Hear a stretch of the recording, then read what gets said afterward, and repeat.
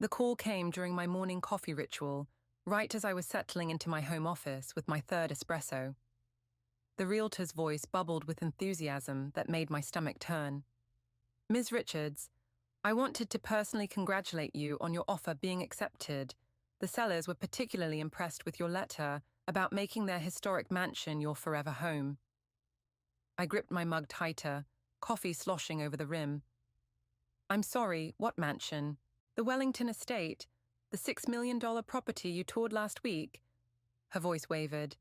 You are Samantha Richards, correct?" "I am, but I never—" The words died in my throat as my laptop pinged with a new email. Subject line: Purchase Agreement, 47 Wellington Drive. My hands trembled as I opened the attachment. There it was in black and white. My name, my social security number, my signature. A signature I'd never made. "I need to call you back," I managed, ending the call before she could respond. 3 more emails flooded in rapid succession. A mortgage approval, insurance quotes, a moving company confirmation. All under my name, all perfectly forged. I knew that precise, elegant handwriting. I'd admired it for years in birthday cards, coffee shop notes, shared grocery lists. Vivienne, my best friend's betrayal hit like a physical blow. The room tilted sideways as my mind raced through 1,000 little moments. Her casual questions about my finances, her increasing interest in my personal documents when she'd stay over, the way she'd insisted on handling the mail when I was sick last month. My phone buzzed. A text from Vivienne herself. "Lunch today? That new place on 4th you mentioned?" My fingers hovered over the screen. The casual normalcy of her message made me want to scream. Instead, I typed, "Can't today, dealing with some interesting calls about property I supposedly bought." 3 dots appeared immediately. Disappeared. Reappeared. Finally. "Oh God, Sam, I can explain everything." The coffee I'd drunk curdled in my stomach. I'd known Vivienne for 12 years, held her hand through her divorce, celebrated every career win, trusted her with every secret, every fear, every dream I'd ever had. My phone rang again, the bank this time. I let it go to voicemail, too focused on the mounting evidence on my screen. Each new document showed a more elaborate web of deception. Multiple credit cards, investment accounts, even a business loan. Another text from Vivienne. "Please let me explain in person. It's not what you think." But I knew exactly what it was. Every time she'd crashed at my place after too many drinks, every casual dinner where she'd insisted on clearing the table, every moment she'd distracted me while rifling through my life, it had all been calculated, planned. My hands shook as I pulled up my banking app. Access denied. Invalid password. I tried again. Same result. "Your account has been locked due to suspicious activity. Please visit your local branch." The walls of my office felt like they were closing in. I'd built my freelance design business from nothing, saved every penny, protected my perfect credit score like it was a precious jewel, and in what seemed like minutes, it was all crumbling. My phone buzzed again. Vivienne had sent a voice message. I pressed play before I could stop myself. "Sammy, please." Her voice broke. "I know how this looks, but I had no choice. You have to understand." I deleted it before she could finish. Another email notification popped up, this one from Ryder, Vivienne's husband. "Hey Sam, V's really upset about something but won't tell me what's wrong. Have you two had a fight?" Sweet, oblivious Ryder. Did he know his wife was a con artist? Was he part of it? My cursor hovered over the reply button when a new email caught my eye. Subject line: Change of address confirmation, 47 Wellington Drive. The message contained a single line: Primary resident, Vivienne Phillips. The pieces clicked into place with sickening clarity. She hadn't just stolen my identity, she'd stolen my entire life and planned to live it herself. My phone lit up with another call from the bank. This time I answered. "Ms. Richards," the fraud department representative began, "we've detected some unusual activity." "Let me guess," I cut in, my voice steadier than I felt. Someone's trying to transfer my entire life savings. A pause. Actually, yes. The request came in about 3 minutes ago. I closed my eyes, seeing Vivian's perfectly practiced signature dancing behind my eyelids. Don't let that transfer go through. I'm on my way to the branch right now. I grabbed my keys, my mind already racing ahead to what came next, because this wasn't just about money anymore. This was about something far more precious, my identity. And I was going to make damn sure Vivian understood exactly what it felt like to have your life stolen out from under you. The bank lobby felt like a fishbowl, all glass walls and watchful eyes. I gripped the stack of printed emails in my sweating palms, willing my hands to stop shaking. The branch manager's nameplate read, Patricia, but her eyes said, skeptic, as she reviewed my driver's license for the 3rd time. And you say this Vivian person has access to your home? Had access. I pulled out my phone, showing her the text thread. I changed the locks an hour ago, but she's been staying over regularly for months, ever since her supposed separation from her husband. Patricia's eyebrows lifted.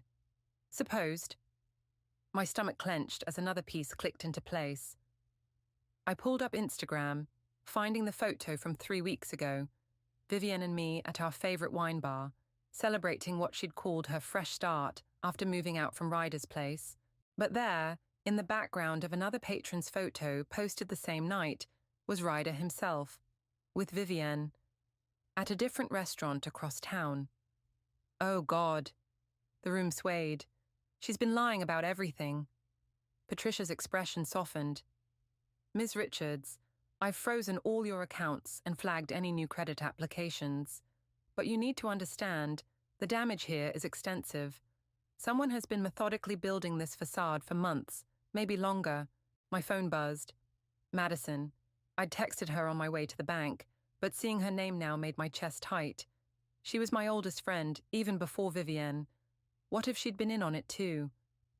I have to take this, I mumbled, stepping away from Patricia's desk. Sam? Madison's voice crackled with concern. What the hell is going on? Vivian just called me crying, saying you're accusing her of some crazy things. Did you know? The words came out sharper than intended. All those girls' nights when she crashed at my place. Did you know she was going through my things? What? No, Sam, slow down. What are you talking about? I told her everything. The mansion, the loans, the fake separation from Ryder. With each detail, my voice grew steadier, anger replacing shock. Jesus Christ. Madison's horror sounded genuine.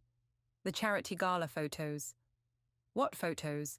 Last month, when she insisted on handling the social media for your design business, she posted all those pictures of you two at that black tie event, remember?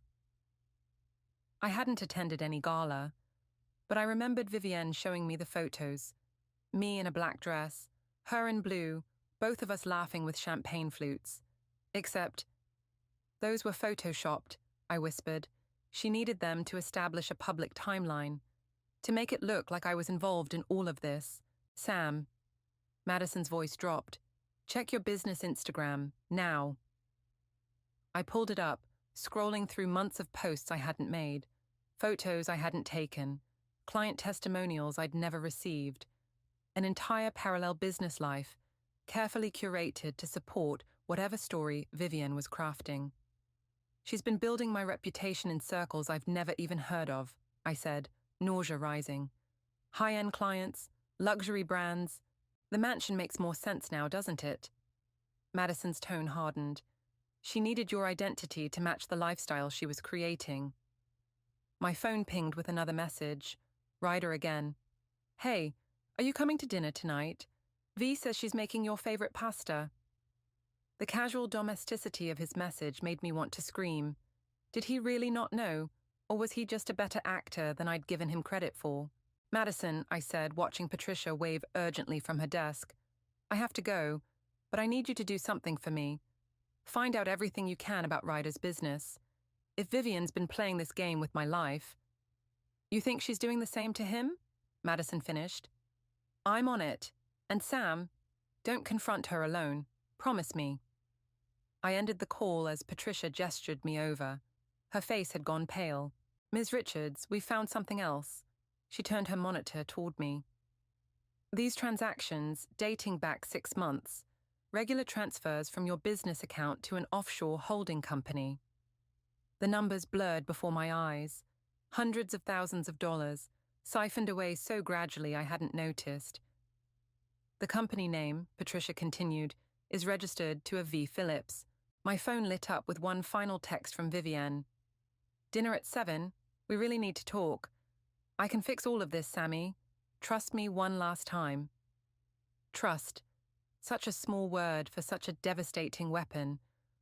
I thought of all the times I'd trusted her, all the ways she'd used that trust to dismantle my life piece by piece. Well, two could play at that game. I typed back, "Dinner sounds perfect. Can't wait to hear everything." Sometimes the only way to catch a liar is to tell a better lie. I sat in my car, outside Vivienne's favorite Italian restaurant, watching my hands grip the steering wheel until my knuckles went white. 7 o'clock loomed 15 minutes away. Through the window, I could see her already at our usual table, sipping wine like she hadn't just demolished my entire life. My phone buzzed. Madison's update. Ryder's company records show some weird patterns.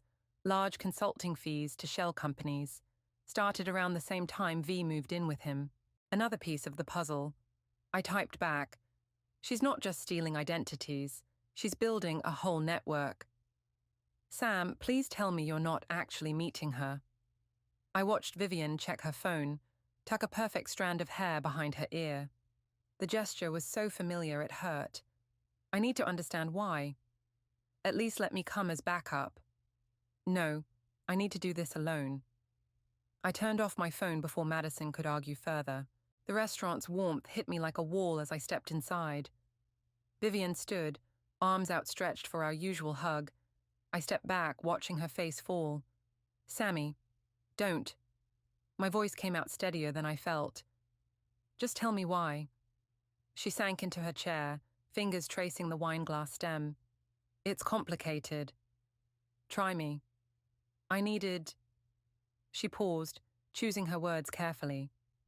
"I needed to become someone better. Someone like you."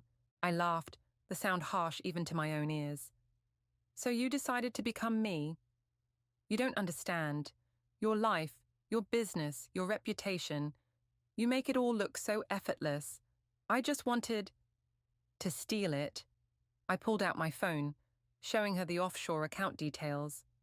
"To drain my accounts, to take over my identity." Her face went still. Something shifted behind her eyes, the mask slipping. "You weren't supposed to find out so soon. That's your response? Not 'I'm sorry' or 'I'll fix this,' but you weren't supposed to know yet." A waiter approached. Vivienne ordered another wine with perfect poise. I ordered nothing. "The mansion closes next week," she said after he left. "I can explain everything to Ryder then. Make it right." "Make it right?" The words tasted like ash. "You've been lying to him too. Those consulting fees from his company." Her head snapped up. "How did you—" "I have friends too, Vivienne. Real ones." Something dangerous flashed across her face. "Be careful, Sammy. You're not the only one with things to lose." The threat hung between us like smoke. I thought of the photos she'd doctored, the social media presence she'd crafted in my name. How easy it would be for her to destroy my reputation with a few strategic posts. "Why the elaborate scheme?" I asked, buying time. "Why not just, I don't know, ask for help?" She laughed, the sound genuine enough to send chills down my spine. "Help? Like you helped Gavin?" The name hit me like a physical blow. Gavin, my ex, the one who'd chosen his addiction over our relationship, the one I'd tried to save until it nearly destroyed me. "That was different." "Was it?" Vivienne leaned forward. "You tried to fix him, control him, mold him into what you thought he should be. Sound familiar?" My hands shook under the table. "I was trying to save someone I loved, and I'm trying to save myself." She took another sip of wine. "We're not so different, you and I. We both want to shape the world to fit our vision. I'm just better at it." The waiter returned. Vivian ordered her usual pasta with the practiced ease of someone who belonged, who had always belonged. "Here's what's going to happen," she said once he left. "You're going to go home and forget about the mansion, the accounts, all of it. In return, I won't have to show everyone the real Samantha Richards." "The real me?" She pulled out her phone, turned it to show me emails I'd never seen, conversations I'd never had, business dealings that walked the line of legality, all apparently in my name. Amazing what you can create with the right passwords and a little imagination. Her smile was almost gentle. "So what's it going to be, Sammy? Your reputation or your revenge?" I stood up, my chair scraping against the floor. "You know what the difference is between us, Vivienne. When I tried to save Gavin, I was trying to keep him alive. You're just trying to steal a life you were too lazy to build yourself." Her smile froze. For a moment I saw something crack in her perfect facade. Not guilt or shame, but pure, cold fury. "3 days," she said, "to decide if you want to play nice." I walked out of the restaurant on legs that barely held me. In my car, I finally let out the breath I'd been holding and pulled out my phone. A text from an unknown number waited. "Heard you're looking into V. I have information you need. Meet tomorrow." The sender's profile picture showed a familiar face. Scarlett, Ryder's sister. Maybe I wasn't as alone in this as Vivian thought. The coffee shop Scarlett chose was deliberately far from her brother's usual haunts. I spotted her in the corner, red hair hidden under a baseball cap, shoulders hunched over her laptop. She looked nothing like the polished Instagram photos from Ryder's family gatherings. "You're not what I expected," she said as I sat down. "Let me guess. Vivian's version of me is different." Scarlett's mouth twisted. "According to her, you're an unstable ex-business partner having a mental breakdown. She's got Ryder convinced you're dangerous." My coffee turned bitter in my mouth. "And you don't believe her?"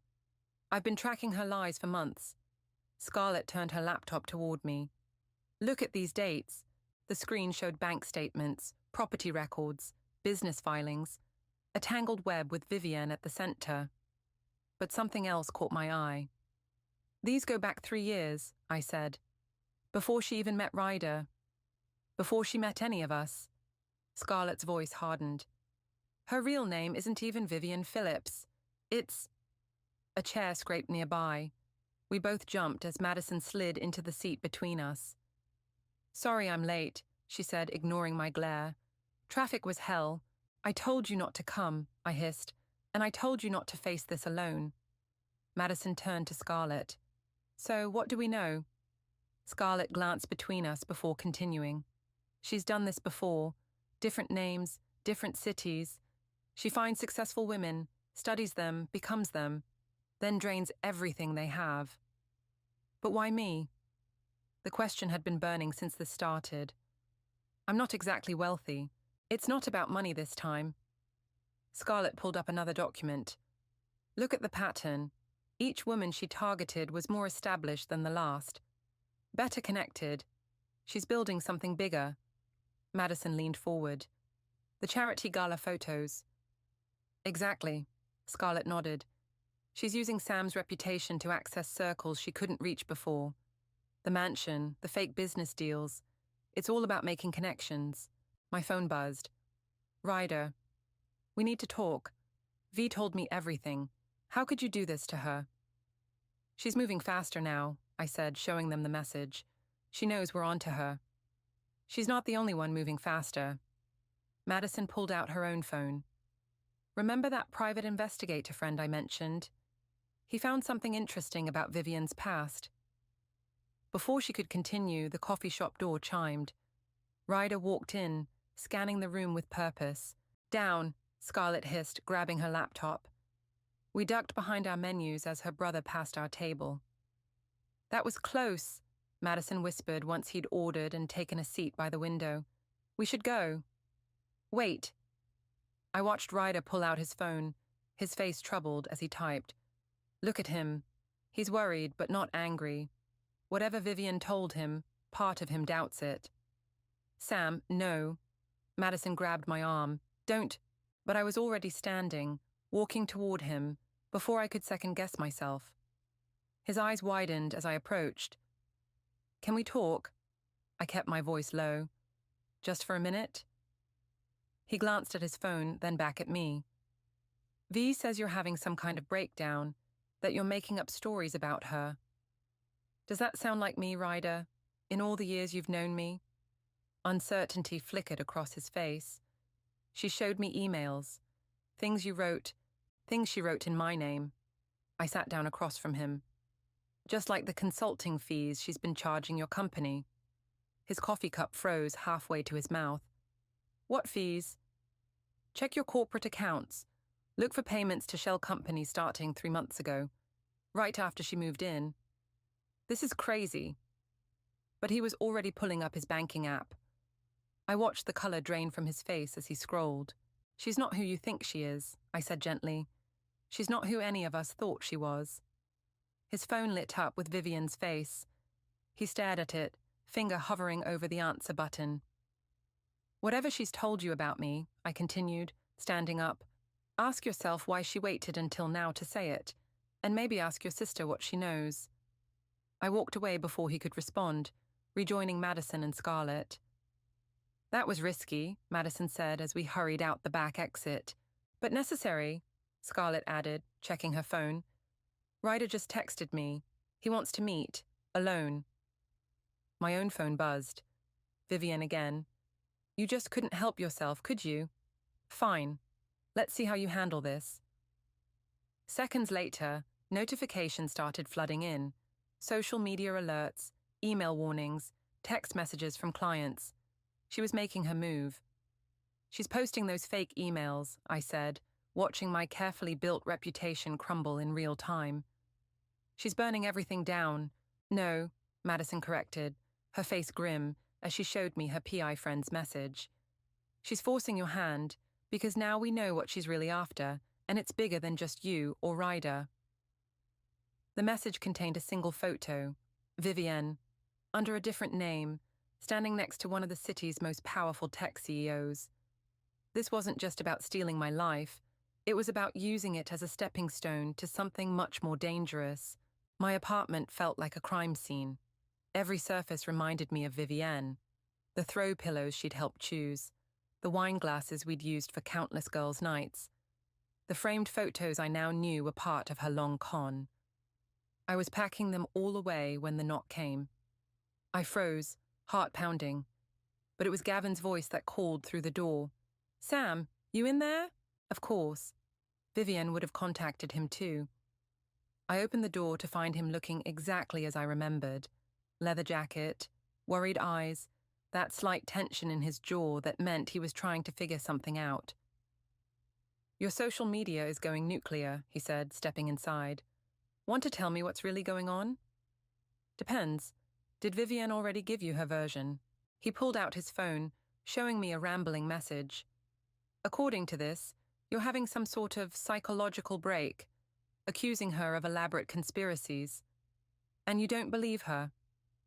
"I know what a psychological break looks like, Sam. I lived one, remember?" His smile was sad. "This isn't it." I sank onto my couch, suddenly exhausted. "She's destroying everything, Gav. My business, my reputation, my whole life. Yeah, about that." He sat beside me, pulling up something on his phone. "Remember that tech startup I've been consulting for? The one looking to go public?" I nodded, not seeing the connection. "Their CEO had a meeting last week with someone claiming to be you, offering to handle their entire rebranding." My stomach dropped. "Let me guess. The meeting was set up by Vivienne?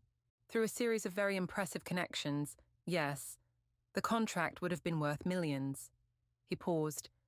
"The CEO's name is James Morton." The name hit me like a thunderbolt. The same James Morton from the photo. "What photo?" I showed him Madison's PI findings. Gavin's expression darkened.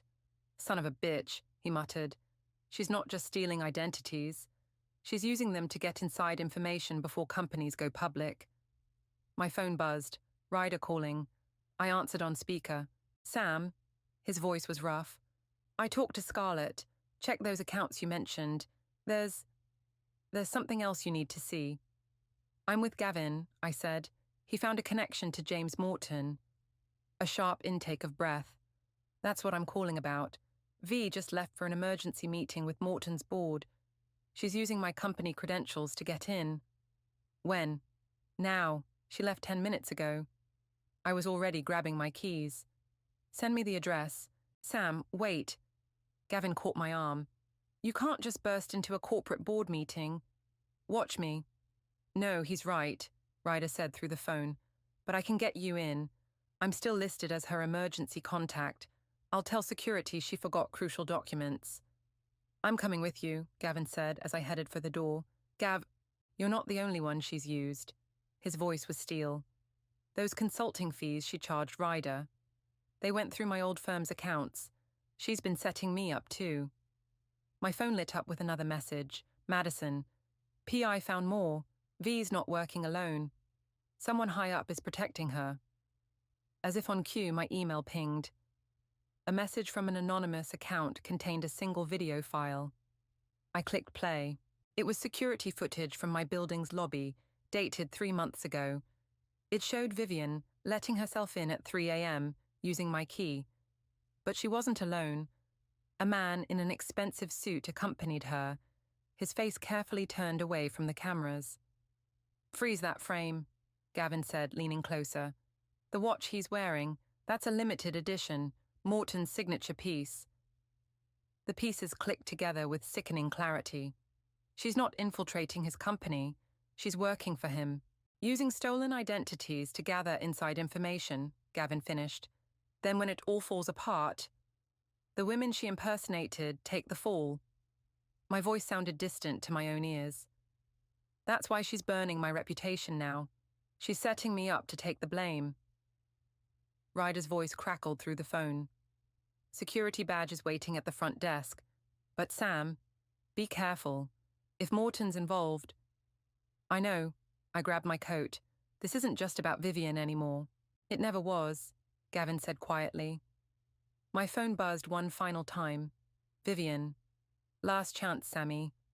Walk away now, or what happens next is your fault. I stared at her message, remembering every laugh we'd shared, every secret confided, every moment I'd thought was real. She'd played me perfectly, using my trust against me. Now she was about to do the same to others, leaving a trail of destroyed lives in her wake. Let's go, I told Gavin, heading for the door. It's time to show Vivian what happens when you underestimate the life you tried to steal. Morton Technologies loomed above us, all glass and steel stretching into the evening sky. The security guard barely glanced at my borrowed badge, too busy watching Gavin's careful distraction about a misplaced laptop. Years of addiction had taught him how to command attention while being forgettable, a skill I never thought I'd be grateful for. 14th floor, Ryder's voice crackled through my earpiece. Boardroom CV's presentation starts in 10 minutes. My heels clicked against marble as I strode toward the elevators, projecting the confidence I'd seen Vivian wear like armor. Inside, my heart thundered. Security feed is looping, Madison added through the earpiece. But Sam, there's something else. The PI just sent more photos. That man with V, he's been spotted with 3 other women in the past year. All of them, let me guess, I cut in, watching floor numbers climb. All of them faced fraud charges shortly after. All of them took plea deals, disappeared completely. The elevator doors opened on 12. A familiar figure stepped in, Scarlett, wearing a catering uniform.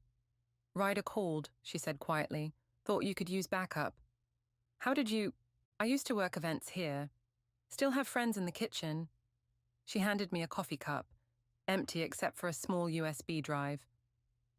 Everything we found on V and Morton, plus the security footage. Ready to go public the second you give the signal. The elevator chimed. 14. Showtime, Scarlett whispered, wheeling her cart out. I followed the signs to Boardroom C, my reflection ghosting along the glass walls. For a moment, I caught a glimpse of myself, as Vivian must have seen me. Successful, confident, worth becoming. worth destroying. Voices drifted from the partially open door. The Richards portfolio demonstrates our ability to penetrate key market segments, Vivian was saying. Our research suggests. I pushed the door open. Your research? That's an interesting way to describe identity theft. The room froze. 12 board members turned to stare. Vivian's perfect smile flickered for just a fraction of a second. Sam, she recovered smoothly. I'm so glad you could join us. Everyone, this is Samantha Richards, my former partner.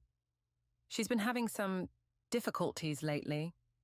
Difficulties? I stepped forward, holding up the USB drive. Like discovering how you and James here have been running this con across multiple companies. Morton stood, his expensive watch glinting. Security. Won't come, Scarlett called from the doorway. They're a bit busy with a situation in the lobby. Something about suspicious trading activity reports? Vivian's mask cracked. Real fear flashed across her face. It's over, I said quietly. The evidence is already backing up to multiple servers. Every identity you've stolen, every life you've ruined. Ruined? Vivian laughed, the sound brittle. I made them better, just like I made you better. Who was calling about the Wellington mansion before I stepped in? Which luxury brands were fighting for your designs? Those weren't my designs. They weren't my life. They could have been. She stepped closer, her voice dropping. We could still make this work, Sammy. Think about it. Your talent, my connections. We'd be unstoppable. For a moment I saw it. The seductive ease of letting Vivian craft a perfect life. Of riding her wave of carefully constructed success. No more struggling for clients. No more second-guessing every decision. Ms. Richards, Morton cut in smoothly. Perhaps we should discuss this privately. I'm sure we can come to an arrangement that benefits everyone. The board members shifted uncomfortably. One reached for his phone. An arrangement? I turned to them. Like the ones you made with Catherine Wells, Maria Delgado, Sarah Foster, all those women who mysteriously faced federal charges after meeting with you. Morton's practiced smile vanished. That's enough. No, Vivian snapped, surprising everyone. It's not enough. It's never enough for her. Little Sammy, always so righteous, so determined to do things the hard way. She grabbed my arm, fingers digging in. You want to know why I chose you? Because you were safe, predictable, so desperate to believe in people that you never saw the knife coming. V, Morton warned. Don't. You think this is about stealing your life? She laughed again, harder. I could have taken anyone's identity. I chose yours because you were perfect. Just successful enough to be useful, just trusting enough to be easy. And now you're going to lose everything, just like the others. The room had gone deadly quiet. I smiled. Say that again, I said softly. But this time, remember, you're still wearing the wire Scarlett planted on you during your emergency bathroom break. Vivian's face went white. Behind her, Morton was already moving toward the door, where Gavin stood waiting with 2 FBI agents. Turns out, I said, watching comprehension dawn in her eyes, I'm not as predictable as you thought. The next few minutes were chaos. Agents reading rights, board members shouting, Morton demanding lawyers. But I couldn't look away from Vivian's face as her perfect world crumbled. Because in the end, she'd been right about one thing. I was desperate to believe in people.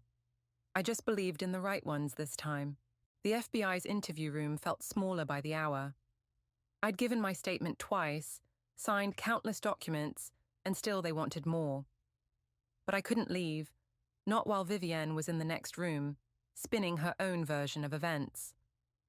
Just one more question, Agent Torres said, sliding another photo across the table. When did you first suspect Mrs. Phillips wasn't who she claimed to be? I stared at the image, Vivian and me at my birthday party last year, both laughing at something now forgotten. She was exactly who she claimed to be. That was the problem. A knock interrupted us. Madison poked her head in. Sorry, but you need to see this. She held up her phone, showing a live stream from outside the federal building. Reporters swarmed around a familiar figure, Ryder, looking shell-shocked as cameras flashed. My wife is innocent, his voice crackled through the speaker. Samantha Richards is the one who... I switched it off, my hands shaking. He still believes her. Men like Ryder, Agent Torres said gently, sometimes need to learn the hard way. Another agent appeared at the door. She's asking for you. My stomach clenched. Vivienne? Says she'll only give her full statement to you. Madison grabbed my arm. Sam, don't. She's trying to manipulate you again. But I was already standing. That's counting on it. The walk to the other interview room felt like crossing a tightrope. Through the observation window, I saw Vivienne, still perfect, still poised, despite hours of questioning. Only the slight smudge of her mascara betrayed any distress. Remember, Agent Torres whispered, we're right outside. Don't let her... I know who she is now, I cut in. That's all I need. Vivienne's smile bloomed as I entered. Sammy, I knew you'd come. Drop the act, V, it's over. Is it? She leaned forward, chains clinking softly. Ryder's out there right now defending me. The board members are already calling their lawyers. And you're about to lose everything you worked for. You mean everything you stole? Borrowed, she corrected. Enhanced, made better. Tell me something. How many new clients have inquired since those fake designs went up? How many opportunities opened up? I hesitated. She saw it, pressed harder. We could still salvage this. Tell them Morton forced me, that I was protecting you by keeping you in the dark, with your testimony. Like the other women testified? I pulled out my phone, showing her the photos Madison's PI had found. Catherine Wells, Maria Delgado, Sarah Foster, all convinced to take the fall, all destroyed. Something flickered behind her eyes. They were weak. They were real. Unlike everything about you. Real? She laughed, the sound like breaking glass. You want to talk about real? Tell me, Sammy, what was real about your perfect little life? Working yourself to death for clients who didn't appreciate you. Crying over Gavin every time he relapsed. At least I made your life interesting. You made it a lie. I made it better. She surged forward, mask finally cracking. Everything I did, every identity I borrowed, I improved them. Gave them the success they were too scared to grab for themselves, just like I did for you. No. I met her eyes steadily. You didn't improve my life, Vivienne. You just showed me who I really want to be. Confusion crossed her face. Someone who trusts even after betrayal, I continued. Someone who builds things instead of stealing them. Someone real. Real gets you nothing, she spat. Real gets you left behind. Really? Because from where I'm sitting, Real got me a team of friends who helped take you down. Real got me the strength to face you. Real got me here, while you're wearing handcuffs. Her composure shattered completely. You think you've won? By tomorrow, every news outlet will have evidence of your fraud. Your clients will run. Your reputation will survive, I cut in. Because unlike you, I actually did the work. Built the relationships, earned the trust. Everything you stole. I lived it. I stood, watching her perfect facade crumble into desperate fury. Goodbye, Vivienne, or whatever your real name is. Sam, she called as I reached the door. You're making a mistake. I'm the best friend you've ever had. I turned back one last time. No, you're just the best lesson.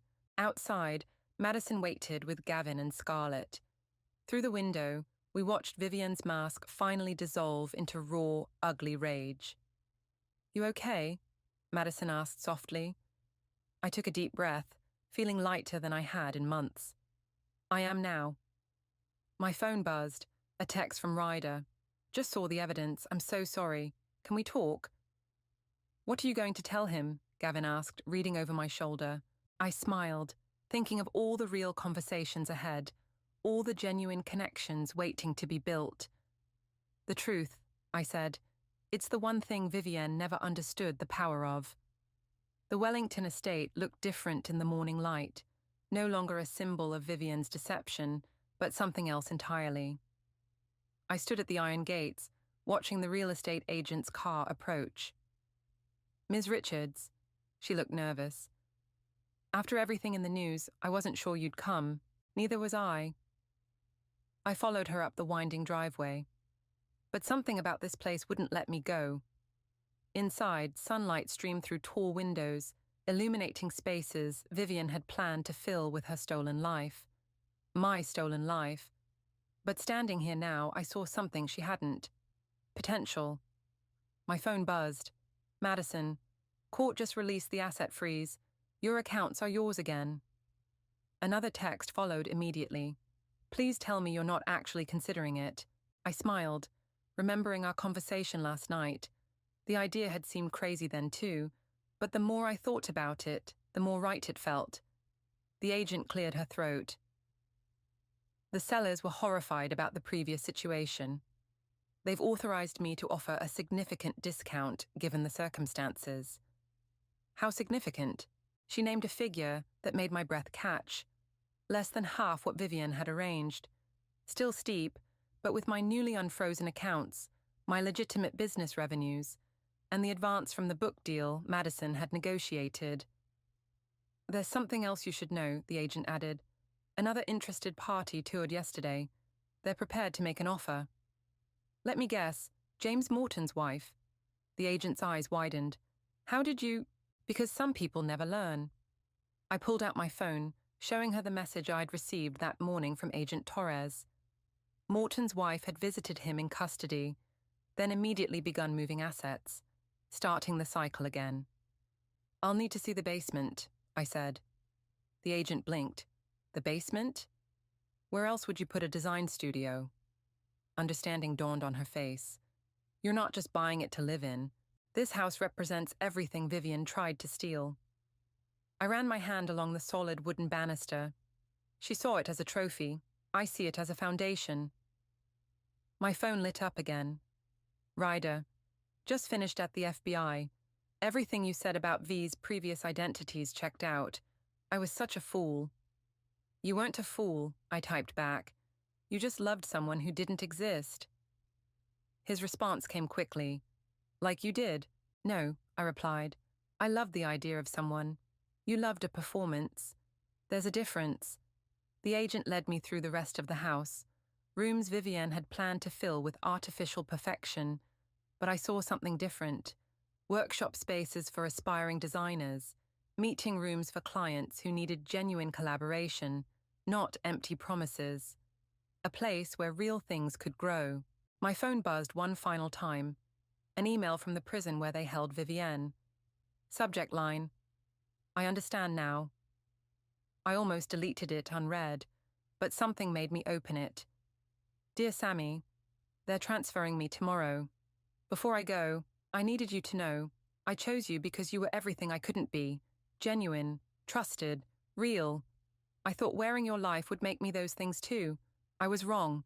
Don't waste your time replying. Just be better than I was. V.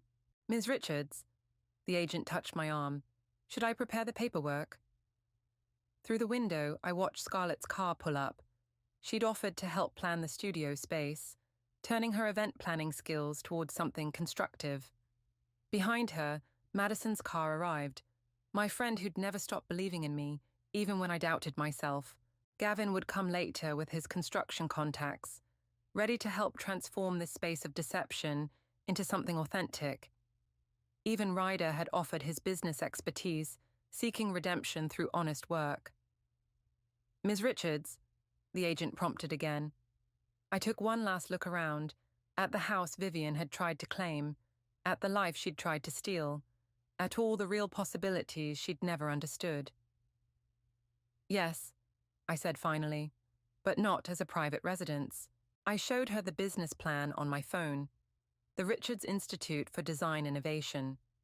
A place where talented people could build their own success stories, not steal someone else's.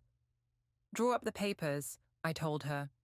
"It's time this house belonged to someone who knows exactly who they are." Outside, my friends waited, not the perfect polished circle Vivienne had cultivated, but something better. Something real. I stepped into the sunlight, leaving the shadows of stolen identities behind. Because in the end, the life worth living isn't the one you take, it's the one you build.